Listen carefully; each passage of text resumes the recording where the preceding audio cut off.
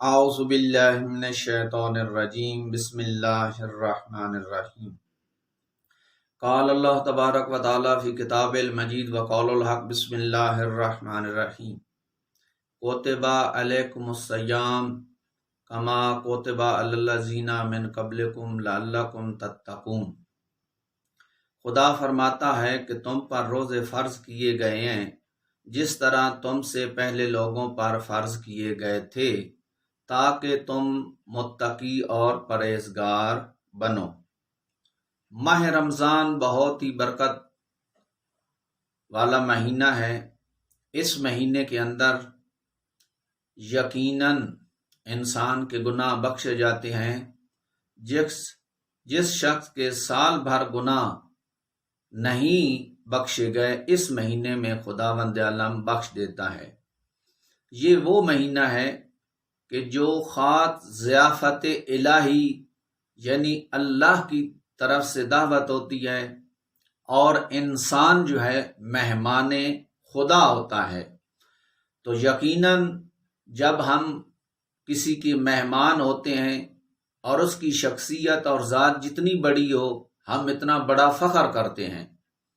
اگر ہمیں کوئی وزیر دعوت دے دے تو ہم کتنے دن پہلے اور کتنے مہینے بعد میں یہی فخر کرتے رہتے ہیں کہ ہمیں فلاں وزیر نے دعوت دی اور ہم اس سے ملے، ان کو دیکھا اور لوگوں کو بتاتے ہیں۔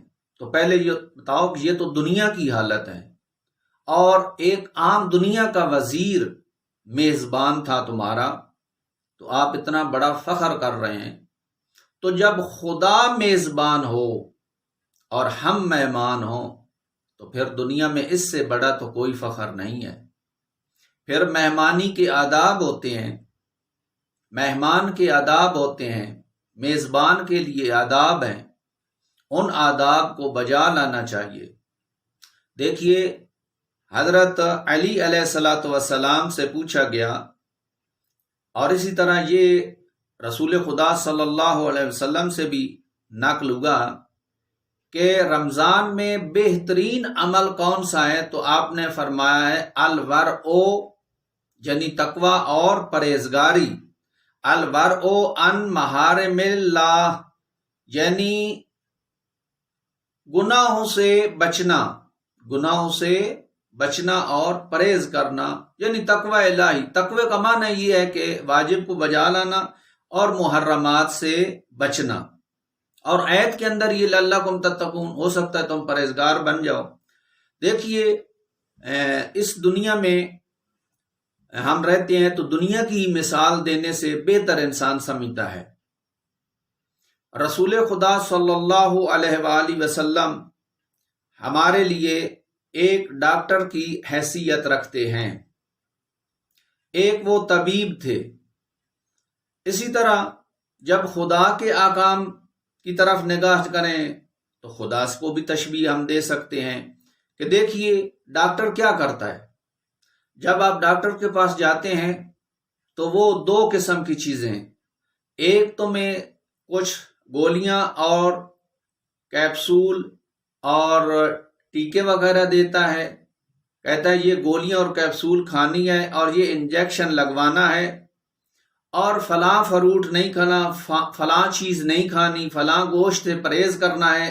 کچھ پرہیز کا کہتا ہے اور کچھ دوائیوں کے استعمال کے لیے کہتا ہے۔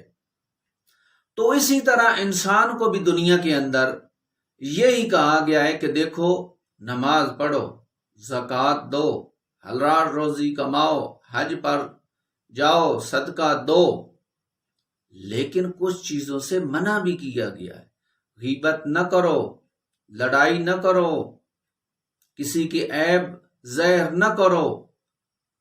یہی ہے جس طرح ڈاکٹر کہتا ہے، تو خداوند عالم یا ان کے رسل جو شریعت کو نافذ کرنے والے ہیں وہ بھی ایک ڈاکٹر کی مانند ہیں کہ بعض چیزوں کو بجا لانا اور بعض چیزوں سے پرہیز کرنا۔ اسلام بھی ایک ایسا ہی دستور ہے۔ امام موسیٰ کاظم علیہ الصلوۃ والسلام نے فرمایا ہے الحمیت راس الدوا، پرہیز جو ہے نا وہ بہترین علاج اور دوا ہے۔ جو انسان پرہیز کرتا ہے بس وہ مریض ہی نہیں ہوتا اور اس کو علاج کی ضرورت ہی نہیں پڑنا۔ اور پرہیز سے معنی کیا ہے؟ انسان زیادہ نہ کھائے، زیادہ کھانے سے پرہیز کرے، اور اسی طرح ہر چیز سے پرہیز کرے جو اس کے لیے نقصان دہ ہے۔ اس کے علاوہ اگر انسان بچنا چاہتا ہے گناہوں سے تو ماہ رمضان میں توبہ کرے۔ امام سجاد علیہ الصلوۃ والسلام نے فرمایا ہے جو گناہ سے بچتا ہے وہ بہترین بندوں میں سے ہے، اور روزہ دار کی جو نیند ہے وہ عبادت ہوتی ہے، اور اس کی خاموشی جو ہے وہ اس کی تسبیح ہے، اور اس کی دعا قبول ہوتی ہے۔ اور رمضان کے اندر خداوند عالم شیطان کو باندھ دیتا ہے اور اپنی رحمات کے دروازے کھول دیتا ہے، بے پناہ رحمتیں نازل ہوتی ہیں۔